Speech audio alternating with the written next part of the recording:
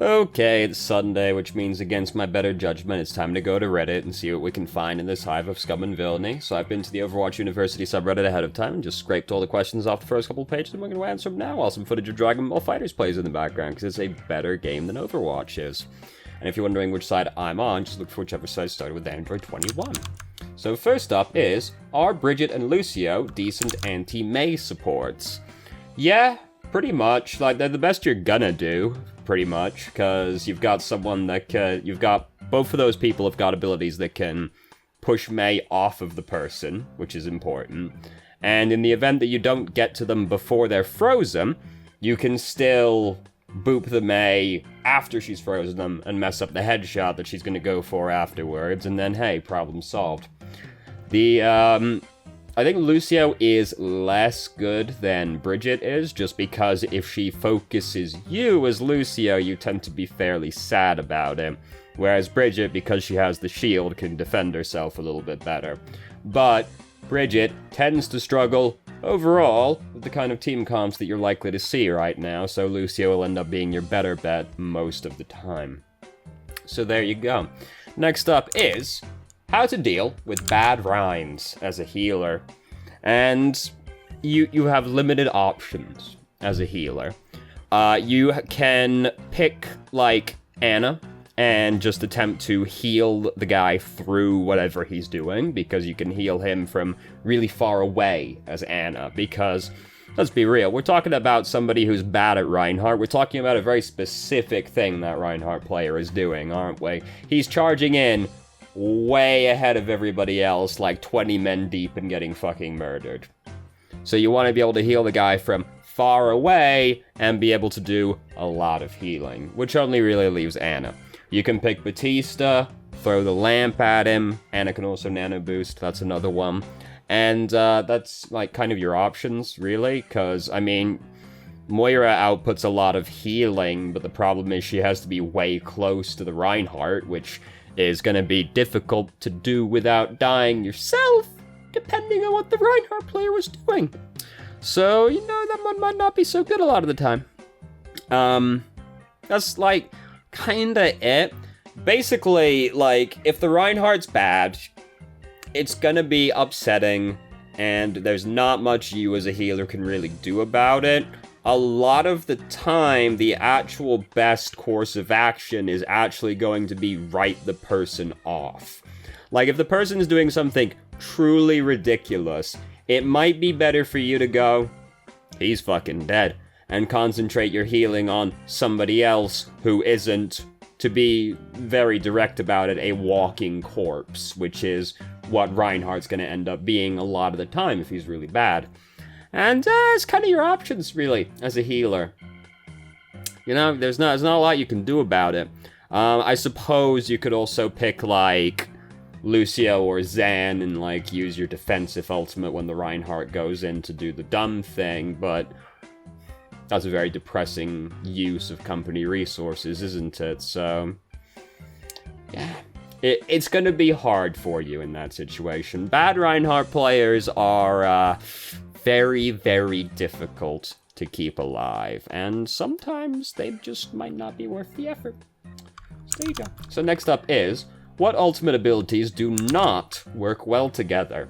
So the immediate thing that I think of is Earthshatter and Whole Hog. Whole Hog in general can kind of fuck things up just because he pushes people away. So, like, you Earthshatter them, you then want to go in and start swinging your hammer at those bad men. Roadhog uses his ultimate. Oh, there they go. Away, away, away. Very sad. Defensive ultimates don't combo well with each other because, I mean, if you use Sound Barrier while Zen is using Transcendence, you're upset about it. But if you're playing a comp that's running Zen and Lucio together, something very peculiar is happening, so that's not super likely to be something you run into, really. Primal Rage and Nano Boost do not work very well together. It's something that people always do, but, like, if you're gonna Nano Boost Winston, it's better if he's not Nano Boost, if he's not using Primal Rage, to be honest with you. Just with the Tesla cannon instead, he tends to be a better Nano Boost user. What else doesn't work well together? Whole Hog with Deadeye doesn't work very well together unless you've got a very particular setup you've got going. Whole Hog with May doesn't work very well together because you're going to push them all out of the Blizzard. Whole Hog and Graviton does work very well together, but if you're running Roadhog Zarya together, something very odd is happening again, and I don't recommend that you continue doing it. What else doesn't work well together? Whole Hog with Emp doesn't work very well because you are going to be pushing those people to safety a fair bit of the time. Yes, Whole Hog is very hard to combo with people. As it turns out, Whole Hog is honestly better used as a defensive ultimate more than anything else. Whole Hog with Death Blossom isn't going to work very well together. Whole Hog with Dragon Blade isn't going to work very well. There aren't really that many that don't work well together, to be honest with you. Yeah, I can't really think of any off the top of my head that don't include Roadhog, pretty much. Because it's got to be a very specific combination of things, really. You've got to basically want people in a certain area and then do something to displace them. That's kind of it. Other things might end up being just, like, suboptimal, like, you don't really want to use, like, Earthshatter and Graviton together if you can avoid it, because ideally you would use both of these to engage two separate team fights, but at the same time, sometimes the best thing you can do is going to be combo Earthshatter and Graviton, because at least then they're all crowd-controlled in the ultimate. Sometimes you'll even fuck up the Lucio, because he's going to try and use sound barrier inside the Graviton, so if you Earthshatter, immediately you can take him out of his ultimate, which is quite fun when that happens. Fairly rare, though, to be fair. Yeah, there are not many that are outright bad. There are just a fair few that are, like, suboptimal like that. Like Graviton and Deadeye ends up not usually being that good, surprisingly. Because it has a tendency for the bullets to just get eaten by toes or something like that, or for the McCree to get focused because everybody's in the Graviton, so they haven't got much they can do except look at the guy that's glowing, to be honest with you. So that one tends to be less good than you'd expect, but, you know, there's not many that are, like, outright bad that don't include Roadhog, so, yeah, those are the only ones I can really think of off the top of my head.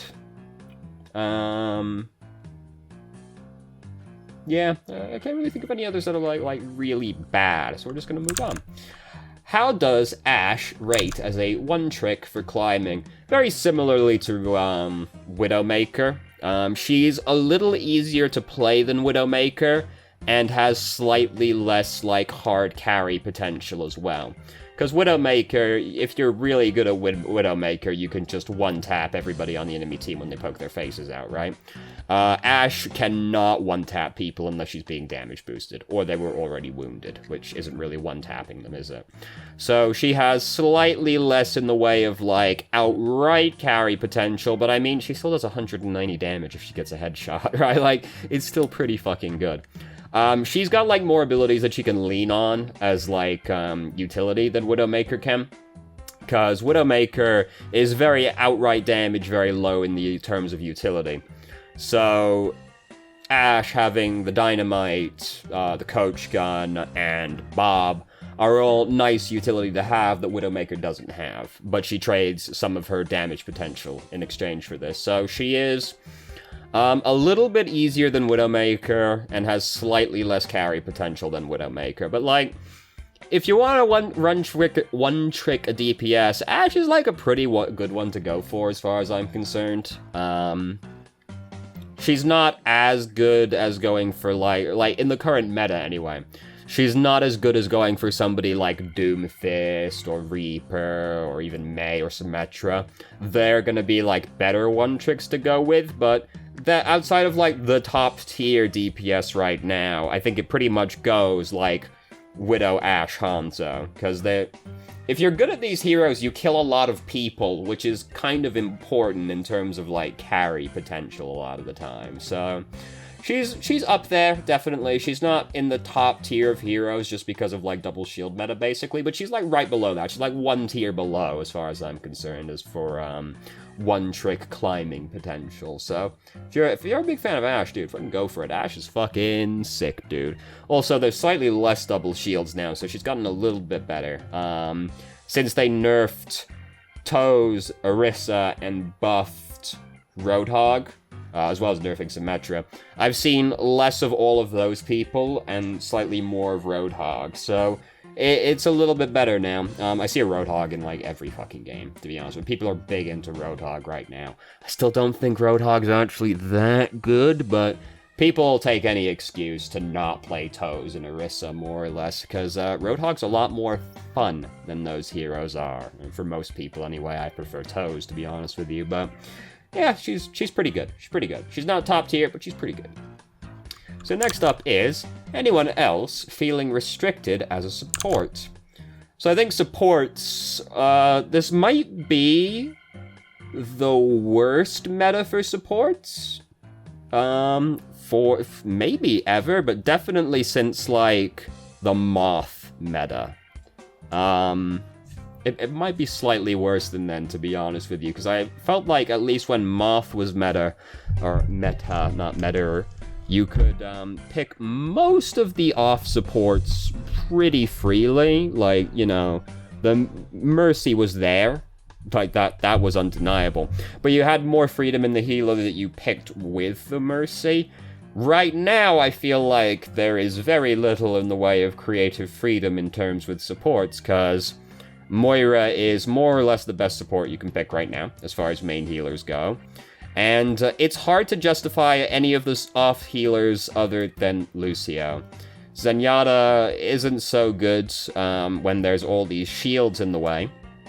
And Transcendence is still fine, though, like, there are a lot of ultimates, like, there are a lot of things going around right now that'll, like, kill you through Transcendence. Like, Doomfist is going, Meteor Strike will kill you through Transcendence unless you are a tank.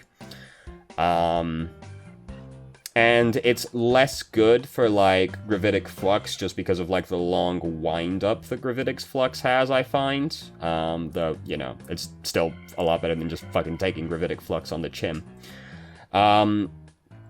It feels like there's less things that, like, Transcendence is good at blocking going on right now, as opposed to Sand Barrier.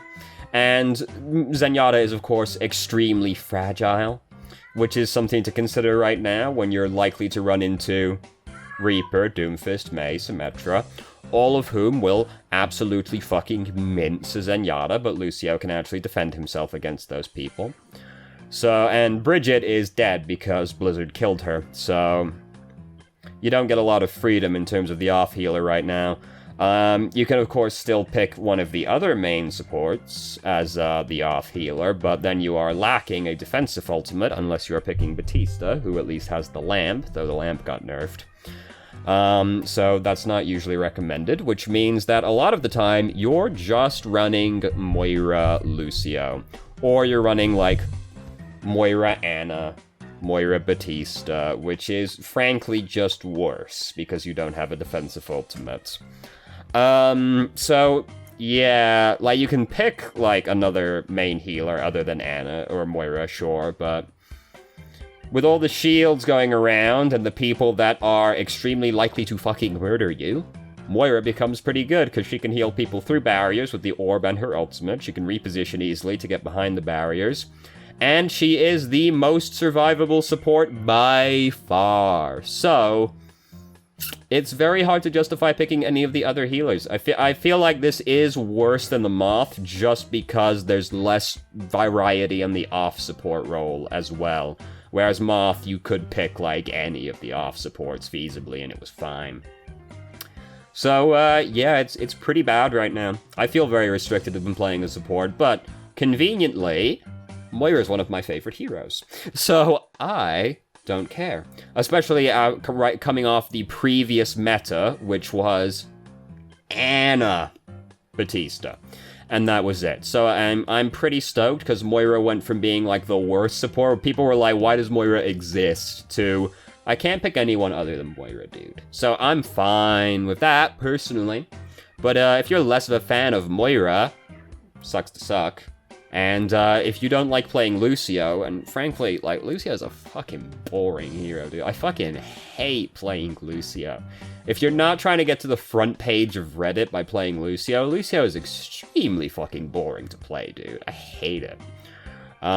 It's pretty bad if you don't like playing one of those two heroes right now. You're basically, like, you're pretty much deciding to pick a worse combination because you enjoy it more, which, I mean, you do, dude. You do whatever the fuck you want, but it's unfortunate. It's very sad. I feel like something needs to be done. I don't know what exactly, but something nebulously needs to be done. It's really more like happenstance of the current meta, but a lot of people are complaining about the shields, so with any luck, we won't have to worry about it. But, well, let me just segue into the next question real quick. What do you think Blizzard will do with double shield? What I think, well, if the current rumors are to be believed, the response might be, make a whole new game and start again. Like, that might be what happens if the current rumors are to be believed about Overwatch 2 being announced at BlizzCon, which, I mean, I have no reason to disbelieve it. I've expected them to make an Overwatch 2 at some point. I've not expected Overwatch 1 to be in existence forever. It's more just been a question of, like, what form would that take? I am of the mindset where I think they will release a whole new game. I don't think it'll be an expansion. I think people that are hoping for an expansion are extremely wishful thinkers, because if they make a whole new game, they get to, first off, make people buy the game again, which is very exciting for Blizzard. And secondarily, they get to revert everybody's cosmetic progress to 0. So they get to make all that loot box money again. Whoa, isn't that an exciting process? So I think a prospect for them. So I think anybody that's hoping for an expansion is an extremely wishful thinker.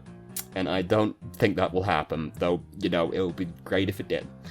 Anyway, that's not the question.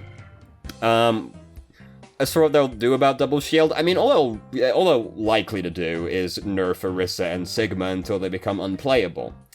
This is what typically happens with Overwatch's balance, especially when Blizzard clearly doesn't know exactly what to do. Where they typically, this is the Blizzard prospect when they don't know exactly what to do about something, which is more or less every balance issue they have. They introduce a few inconsequential nerfs, and they'll do this 3 or 4 times, and it won't work because their nerfs were something like increased Orisa's barrier cooldown by 1 second. And eventually, they go, fuck it. Shield health reduced by half, cooldown increased by 5. And then throw another thing on there as well. Fortifies only 20% damage reduction, cooldown increased by 5 seconds. Also, fuck you, you can't reload while you're deploying the shield anymore. And then Orisa officially becomes unplayable and the double shield meta is fixed. That's the typical Blizzard prospect. For case example of this, see Bridget, who Jeff murdered in cold blood. Yeah, that's what I think will happen, basically, is... What I actually think is most likely to happen is, I do believe the rumors that they're about to announce an Overwatch 2, so I think that the actual answer will be, don't fix it and just start again with another game. Maybe introduce a couple of, like, minor patches before that point, but kind of, like, dump all your resources into making the new game. And then, don't have to worry about it anymore, dude. Problem solved. If they don't do that, what they're going to do is nerf Toes and Sigma. Toes and Orisa a few times and then give up and fucking kill them. Or at least one of them. They only have to kill one of them to fix double shield meta, right? And most likely on the chopping block, I think, is Orisa. I think Orisa will be fucking murdered stone dead. if it doesn't answer one, which is make whole new game, which is what I more expect to happen, to be honest with you. So there you go. So next up is how to play support without shields at low elo. Basically, play around a lot of cover, dude. The other thing we can say is, like, play supports that are more survivable, but that basically means play Moira and Lucio, so problem solved. You're probably already doing that. But basically, yeah, play around a lot more cover, dude. I think that this is true of any role you're playing if you don't have a shield. You have to play around cover a lot more. You have to actually, like, find corners to use and stand around those, or stand behind a particularly fat member of your team. See Roadhog. But basically, you've got to use more geometry. You've got to try and abuse more high ground. You've got to try and use cover. You've got to try and use corners. You've got to do shit like this. You've got to play around health kits more. You've got to, like, be really fucking inconvenienced, basically. Like, you have to be, like, really fucking sad. And, like, that's all you can really do, is pick more survivable heroes. And, like, so, Moira, Lucio are, like, the best bets you've got support-wise. If you're playing a DPS, you can pick, like, flankers or people that have self-healing, because these people are not as dependent on shields as someone like Soldier is, right? Like, though Soldier does have self-healing, to be fair. You can pick heroes that just don't rely on shields. Heroes that have got more self-sustain, and then you start playing around more cover as well. And those are basically your options if you don't have a shield. That's really it. Sorry if you're expecting a slightly more in-depth answer, that's really it. Like, it's pretty straightforward. You have limited options in this regard, because, I mean, what else is there to do, dude?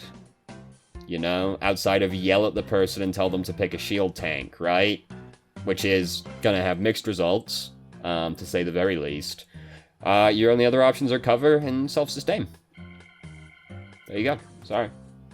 So next question, and this is the last question for this week, is when to play what DPS?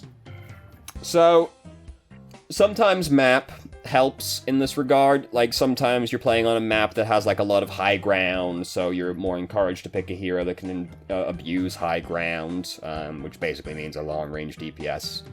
Or McCree, who is only mid-range, but, same deal. So, you do that on maps like Numbani. There's, at least first checkpoint, there's a lot of high ground to control, so, like, longer-range heroes are good. Or heroes with mobility are also good for high ground control maps, because if you can just get up, you need to be able to contest the high ground as well, right? So being able to get up there easily helps in that regard. Sometimes the map has incredibly confined locations, or very exposed objectives, in which case people like Junkrat and Mei are good, because you spam bombs into the confined spaces. Mei can throw her ultimate onto the confined space or onto the big open space at the checkpoint. These are usually the 2 CP maps. Like, Hanamura is a very good Mei map and a very good Junkrat map, because you can abuse both of those heroes in 2 different ways. Their area denial is very nice on those maps, especially if you have hard choke points. Which, 2 CP maps, right? So, sometimes that's the case. If you're on, like, a King of the Hill map, flankers, heroes with, like, a lot of mobility and self-sustain are good, because King of the Hill, more often than not, basically just turns into deathmatch.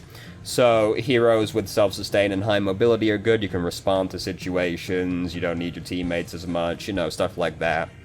And sometimes you pick more aligned with your teammates, because if your team is playing, like, a dive comp, you don't really want to then go and pick, like, Ashe or Soldier, because they have, like, limited application with a dive comp.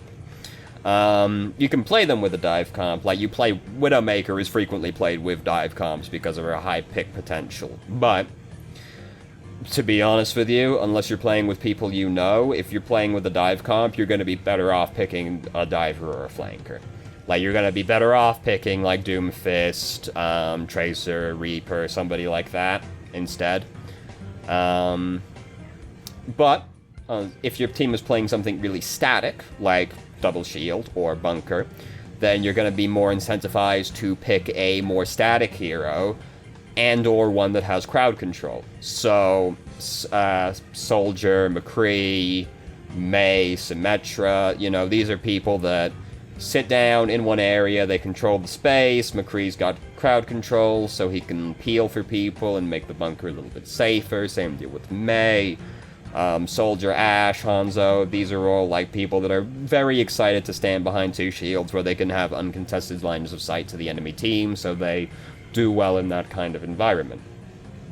So, those are some of those situations, or those are the things to consider when you're thinking about which DPS to pick.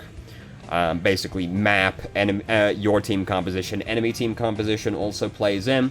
If they're playing a lot of divers, you are incentivized to pick somebody who is durable and/or has crowd control. So, again, McCree, May, Reaper, Doomfist, Symmetra. These people are all fairly good at fighting divers. They've got crowd control. You know, self-sustain as well. Are good for those kinds of compositions, but if they're playing, like, double sniper, you're going to want to pick people that can actually contest the snipers, which means, like, a sniper of your own, or divers and flankers, so you can try to get to them. Yeah, those are the things to consider, basically. The map, but the map is one of them. I would say consider your team before you consider anything else. And you can't account for the enemy team until you've seen what the enemy team is, so that's the kind of thing that you adapt to after the round has already started. So look at your team first, pick one that's, like, you know, cohesive with what your team is going for. Account for the map as well. If you've got, like, a couple of things you could go for with your team composition, at that point consider the map and adjust accordingly. And then once the round has started, also account for the enemy team. And change accordingly. Sometimes you have to account for the map as it goes by as well, because, like, long-range DPS are good for, like, the first checkpoint on Numbani, because there's a lot of high ground to control and stuff, but second checkpoint, there's less high ground to control. There's still long sight lines, so that's nice, but the high ground is less good for the second checkpoint, so you might consider changing off of, like, whatever you were playing at that point, because you're on the second checkpoint. And then third checkpoint, you've got a lot of long sight lines to abuse now, where the enemy doesn't have many options for getting to you, so you might change off of you might be on your long-range DPS, change off it for the second one because you're afraid of getting, like, flanked around and stuff, and the high ground's not as good. But then third checkpoint, there's no high ground, but you've got long sight lines to abuse, and the enemy team has less options, so you might change back to your long-range DPS again on the third checkpoint, something like that. And then, you know, whatever the enemy team's doing might factor into that as well. So these are all things to consider.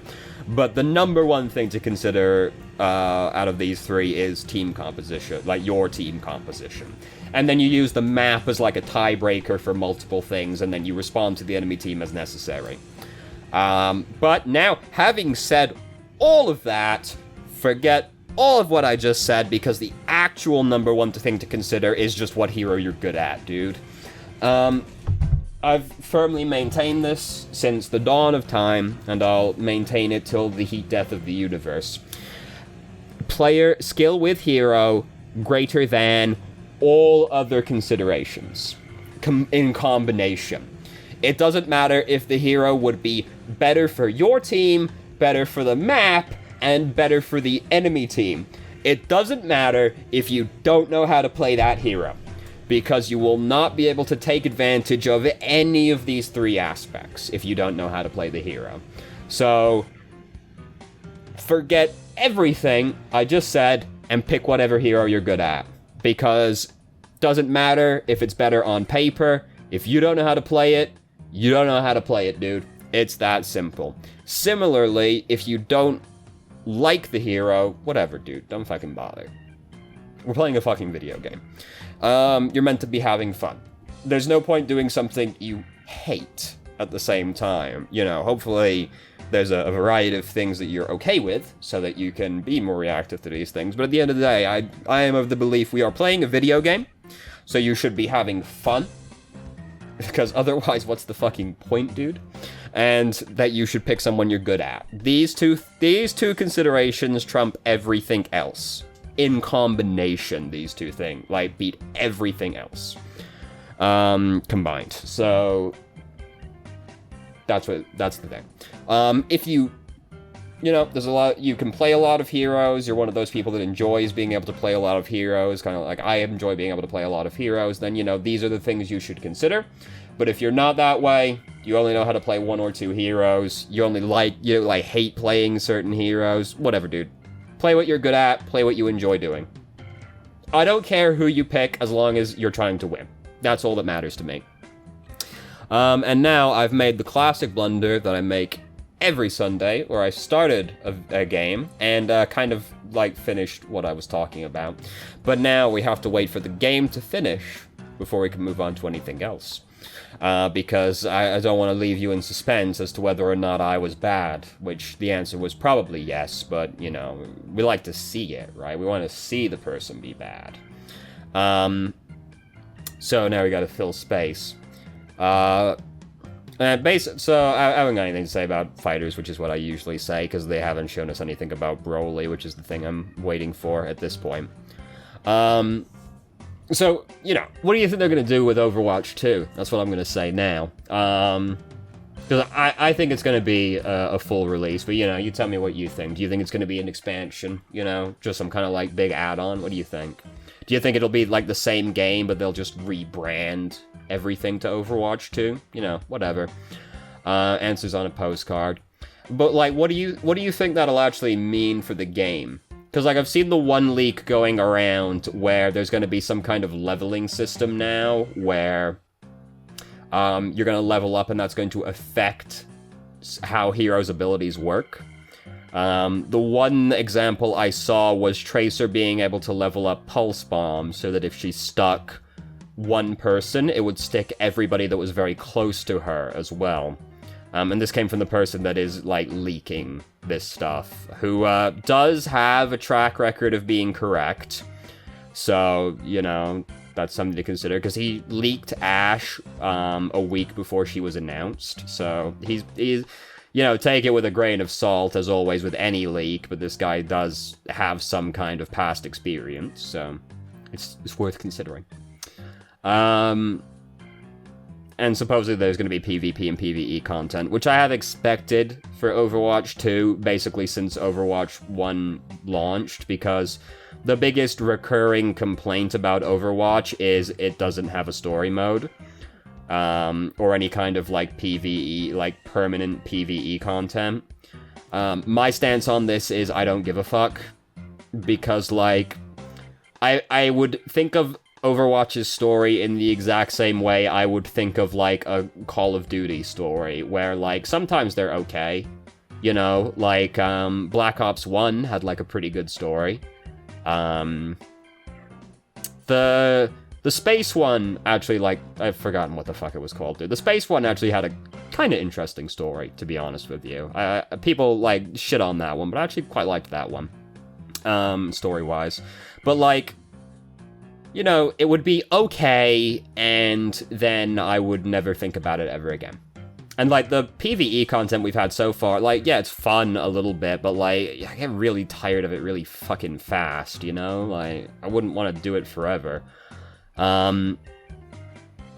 So, like, and, like, frankly, I don't think that the Overwatch team would make a good story. I think everyone would be drastically disappointed with an Overwatch story mode. Because Blizzard's current approach to Overwatch story content is there's no story really happening. It's just every few months they come out and throw out some piece of information about a character. Like, every few months they come along and go, Tracer's gay. Or Junkrat has Bubba in his flask. You know, like, they just come out, and they come out every couple of weeks, and they just, like, lightly sprinkle lore across some of the characters. Soldier's gay, by the way. You know, like, stuff like that. There's not really much of a story going on. So I feel like Blizzard's attempt at a story mode for Overwatch would be really fucking derivative, boring, and cliche, and people would really regret asking for it. I think this is something people say they want, but they don't know what they're gonna get. I think they would be extremely disappointed with, like, permanent PvE content, because, like, do you want to do Junkenstein's Revenge till the end of time? You probably don't. And you know if it's permanent PvE content, they're gonna do something to incentivize you doing it regularly. And it's gonna be fucking boring, dog. And the story is gonna be bad. I'm sorry. An Overwatch story mode would be bad. It would at best be entertaining once, and then your brain would immediately throw it in the trash can, like a Gears of War story. Can you tell me, if you played Gears of War, can you tell me anything that happened in the previous games? Because it all just kind of, like, blurs together in one, like, mesh for me. I played, like, all of the original trilogy, and you know what? I can't remember a fucking thing about any of them. It all kind of blurs together. I remember a couple of things. I remember Mask Man, Carmichael, for the C something, dying at the start of the first one. I remember that one sequence where, like, you're in the truck with the light and the shadow gets you. It's like it, dog. You know, the gameplay's fun and all, but the story is like... fucking Coltrane's there. Anyway, thank you very much for watching if you did. If you have any questions, feel free to ask. I'm more than happy to answer. If you haven't already, you can join our Discord and ask questions more directly and have a conversation about them, or just shitpost with us. I've started streaming on Twitch Thursday, Friday, Saturday, 8 PM EST till midnight EST. There's a link to the channel in the description. And if you managed to make it all the way through the video and somehow still enjoyed it, please like the video and subscribe for more content of middling quality in the future, and I hope you found the video helpful.